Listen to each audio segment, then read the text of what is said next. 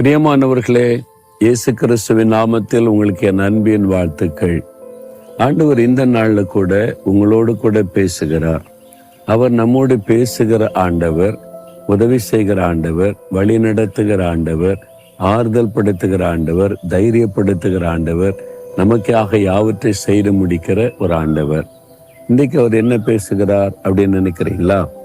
ஏசாயா 45:2 நான் உனக்கு முன்னே போய் கோணலானவைகளை செவ்வையாக்குவேன். ஆண்டவர் உங்களை பார்த்து சொல்றார், என் மகனே, என் மகளே, ஏதோ ஒரு காரியத்துக்காக நீங்க புறப்படுறீங்க, ஏதோ ஒரு காரியத்தை செய்ய எத்தனிக்கிறீங்க, ஏதோ ஒரு காரியத்துக்கு முயற்சி பண்ணி கொண்டு இருக்கிறீங்க.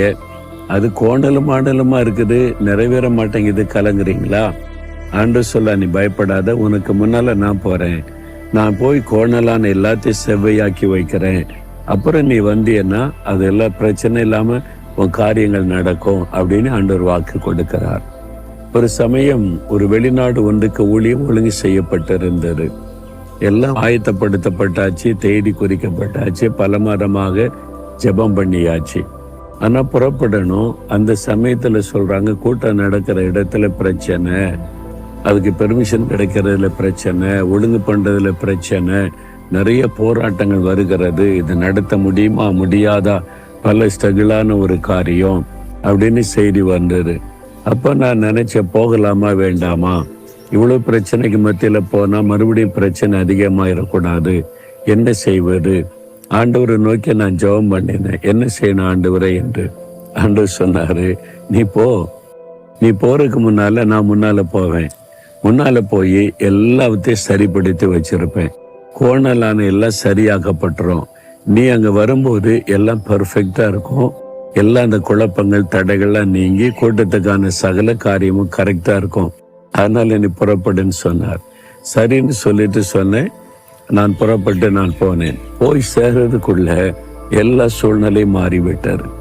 ஆண்டு டக்கு நீ கோணலான எல்லாத்தையும் சேவைப்படுத்தி பெர்ஃபெக்ட் ஆக்கி ஒரு தடையும் இல்லாம சந்தோஷமாய் ஊழிய செய்ய வழிகளை உண்டாக்கி விட்டார். அதுதான் ஆண்டவர். உங்க வியாபாரத்துல, பிள்ளைகள் காரியத்துல, ஊழிய காரியத்துல கோணல் மாணலா இருக்குது, சரியாவே தெரியல, இது நடக்குமா நடக்காதா, இந்த மாதிரி பிரச்சனையில் இருக்கிறமே நினைக்கிறீங்களா? கர்த்தர் உங்க முன்னாலே போய் கோணலான எல்லாவற்றையும் செவ்வையாக்கி பெர்ஃபெக்டா நடத்தி தருவார். அதனால பயப்படாருங்க, விசுவாசத்தோடு சொல்லுங்க, ஆண்டவரே, இந்த வாக்குத்தத்தை எனக்கு தான், எங்க குடும்பத்துக்கு நீர் எனக்கு முன்னாலே சென்று எல்லாத்தையும் சரிப்படுத்தி தருவேன், நான் விசுவாசிக்கிறேன். இன்றைக்கு நான் போகிற காரியத்துல எல்லா கோணலான எல்லாவற்றையும் செவ்வையாக்கி நேர்த்தியா முடிச்சு தருகிறதுக்கா ஸ்தோத்திரம்னு சொல்லுங்க. அற்புதத்தை காண்பீங்க. ஜெபிக்கிறீங்களா? ஆண்டவரே, எங்களுக்கு முன்னாலே நடக்கிற ஆண்டவர் நீர், கோணலானவளை செவ்வையாக்கி எங்களை ஆசீர்வாதமாய் நடத்துகிற தேவன்.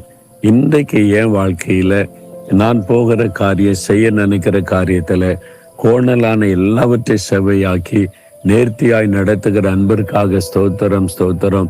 இயேசுவின் நாமத்தில் ஆமேன், ஆமேன்.